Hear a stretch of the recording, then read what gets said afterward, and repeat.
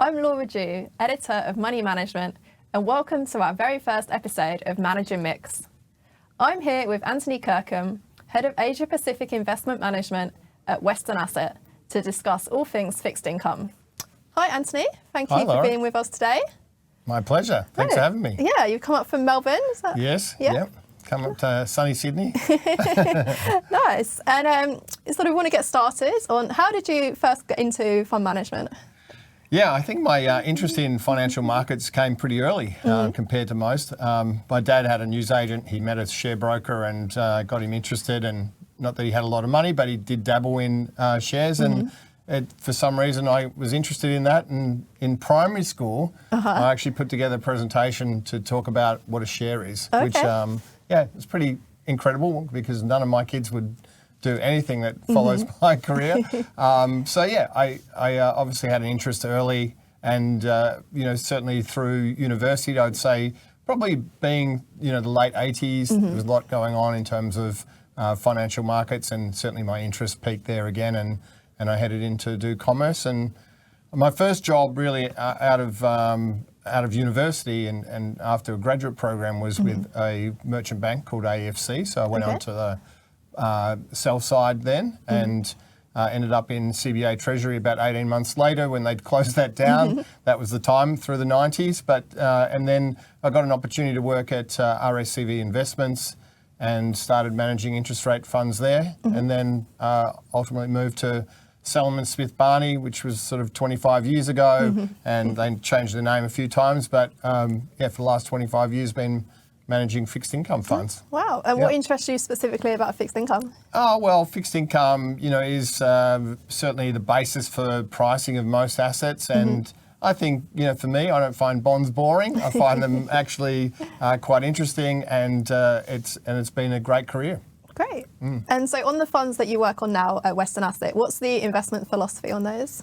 Yeah, well, the investment philosophy is one that Western Asset's had for over 50 years as a fixed income house, and it's one that I actually really believe in as well, so that's good. But it's sort of two parts. There's a long-term fundamental value approach that we have, which looks at markets. We believe that markets misprice. We want to find systematically ways to identify that mispricing, and then obviously put in our high conviction positions into our portfolios. Of course, to have that view, because we're always not going to be right, unfortunately, you need to have diversified strategies as well. So we really work hard, even with a bond fund that I manage, an Australian bond fund, you're trying to come up with diverse strategies that will mean that if you do get it wrong, that you can certainly smooth your returns ultimately. And that's really the key for the Australian bond fund. Yeah. Okay. And what sort of challenges does investing in fixed income present compared to, say, sort of shares or? Yeah, I mean, I think the most interesting thing about fixed income, particularly fixed income benchmarks, of course, is that benchmarks are made up of the largest outstanding. So the issuer that issues the most becomes a larger weight. And then you're talking about the most indebted. When you compare it to equity markets, shares that are actually, or companies that are actually really successful get larger and then become a larger percentage of the benchmark. And that's a good thing. But on the fixed income side, it's the most indebted. And I think, what you've had in Australia, certainly pretty much since the GFC, is that we're seeing obviously governments issue a lot of debt. And that means that the index gets heavily weighted in terms of government exposure and really crowded out other parts of the bond market that, as an investor, you really want to be involved with. So my point being that if you're investing passively, then you just end up with that, whatever is the largest issue. And in the case of the Australian index, it's made up of a lot of high-grade assets. And I think for an investor, they want to actually get some yield. So you need an active manager that can actually invest in, what sees as value within the market and provide the balance that you're looking for. Clearly, you want it to be still defensive in nature because that's what you're buying bonds for. But there's a good way of basically capturing that, as well as some credit to provide income to investors as well. And that's what we try and do within the fund. And therefore, that philosophy really fits quite nicely for what we do. Yeah. Okay.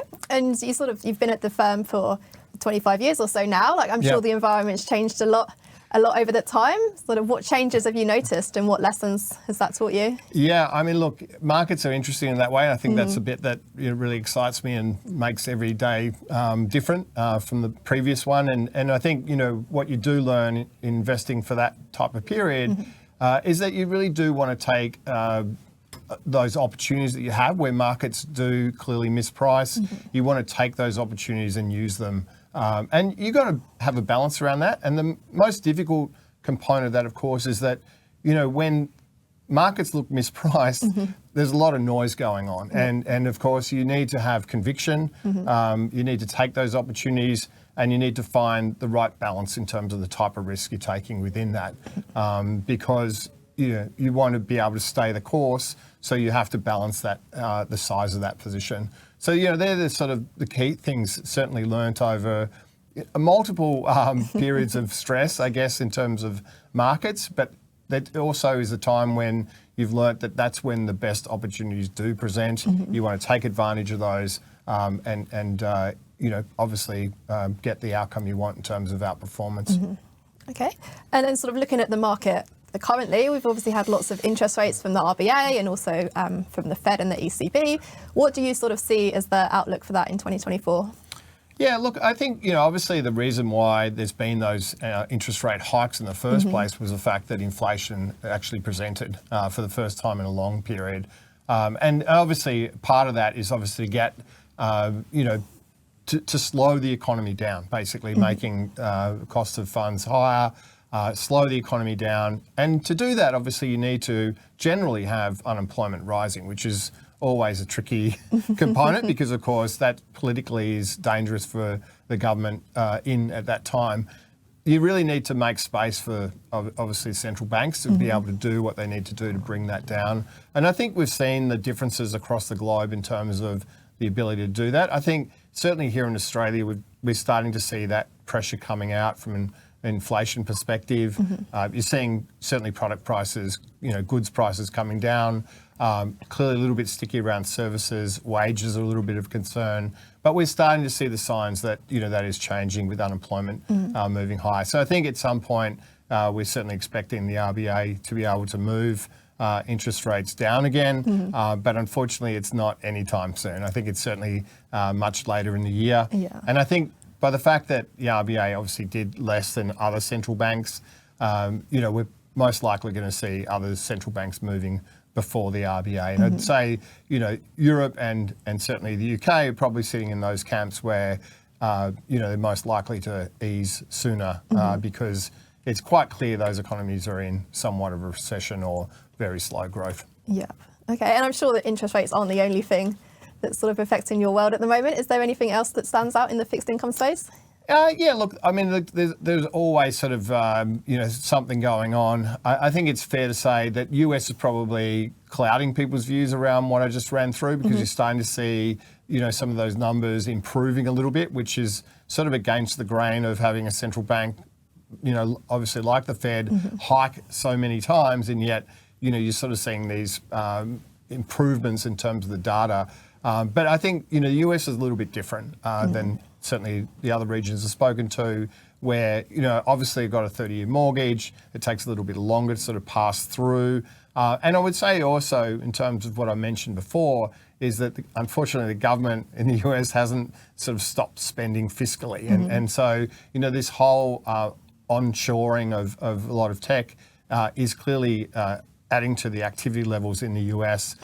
You've also had, inflation fighting policies, which are also been inflation producing in some ways too. So, that activity level hasn't fallen away quite at the speed that expected. And that's, I think, challenging markets' views around, when these cuts are going to come and how much is probably the other key point. So, yeah, there's certainly a lot to think about at the moment. Yeah.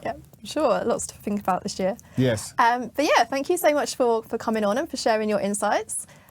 If you'd like any more information about fixed income or the Western asset funds, feel free to check out the Franklin Templeton website.